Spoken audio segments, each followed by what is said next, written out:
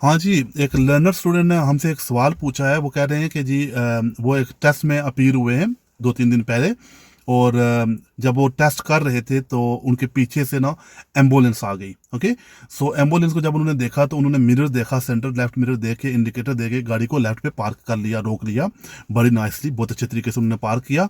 लेकिन उसके बाद एम्बुलेंस ने उनको ओवरटेक किया और एम्बुलेंस चली गई। जब एम्बुलेंस चली गई तो उन्होंने गाड़ी को मूव करने की कोशिश की। जब उन्होंने मूव किया, ओके, तो चूंकि उन्होंने लेफ्ट का जो इंडिकेटर दिया हुआ था वो इंडिकेटर उन्होंने ऑफ नहीं किया, वो लेफ्ट लेफ्ट का इंडिकेटर लगा हुआ था, तो उन्होंने ऐसे राइट पे देखा, जो भी ऑब्जर्वेशन छोटे मोटे किए उन्होंने करके वो उन्होंने गाड़ी को मूव कर लिया। किधर? राइट की तरफ, main towards the road. Just road से लेफ्ट पे पार्क किया था ना, तो फिर रोड की तरफ उन्होंने गाड़ी को निकालने की कोशिश की।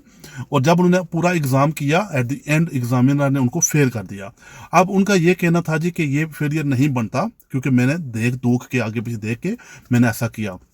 तो मैंने जब उनको बताया, मैंने उनको एक्सप्लेन किया कि देखें मेरे भाई, आपने जब गाड़ी को रोका, pull up on the left किया, वो बहुत अच्छा नाइसली किया। देखा कि पीछे से एम्बुलेंस एम्बुलेंस आ रही है, आपने मिरर देखे, सिग्नल दिया और आराम से पार कर लिया।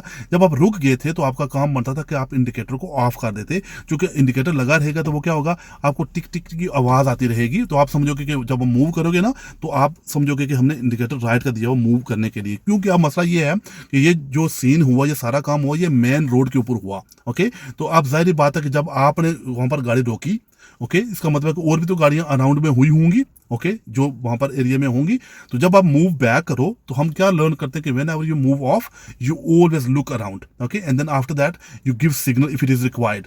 अब आपके केस में प्रॉब्लम ये हुआ कि अगर आप अराउंड देखते और गाड़ी नहीं आ रही थी तो आप मूव कर लेते तो प्रॉब्लम नहीं थी, आप पास हो जाते। लेकिन मसला आपके केस में ये हुआ कि आपका लेफ्ट का इंडिकेटर लगा हुआ था। ओके, तो अब लेफ्ट का इंडिकेटर यह मतलब कि आप बेसिकली लोगों को बता रहे हैं कि मैं लेफ्ट कर रहा हूं, जब मैं लेफ्ट पे रुका हुआ और मूव राइट कर रहे हैं, तो ये गलत इंडिकेटर हो गया। तो ये आपको उसने फेल किया है रॉन्ग इंडिकेटर की वजह से, इंडिकेटर न लगाने की वजह से नहीं किया। अगर आप ना लगाते और ऐसे देख लेते और पीछे से कोई गाड़ी नहीं आ रही और अगर आप मूव कर लेते तो फिर आपको वो फेल नहीं करता।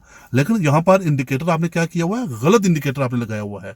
अब गलत इंडिकेटर की वजह से तो आपको फेल करना ही करना था, ये मस्ट फेलियर है। ओके, तो नेक्स्ट टाइम अगर आप pull up on the left करें तो मेक श्योर करें कि अपना इंडिकेटर ऑफ कर दें, और जब हम मूव ऑफ करें, अगर इंडिकेटर रिक्वायर्ड हो तो ऑल अराउंड ऑब्जर्वेशन करके राइट का इंडिकेटर लगा के गाड़ी को मूव कर लें। लेकिन हम टीच करते हैं कि ऑल अराउंड ऑब्जर्वेशन करने के बाद अगर आपके अराउंड में कुछ ना भी हो तो इंडिकेटर दे दें, उसका नुकसान कुछ नहीं है।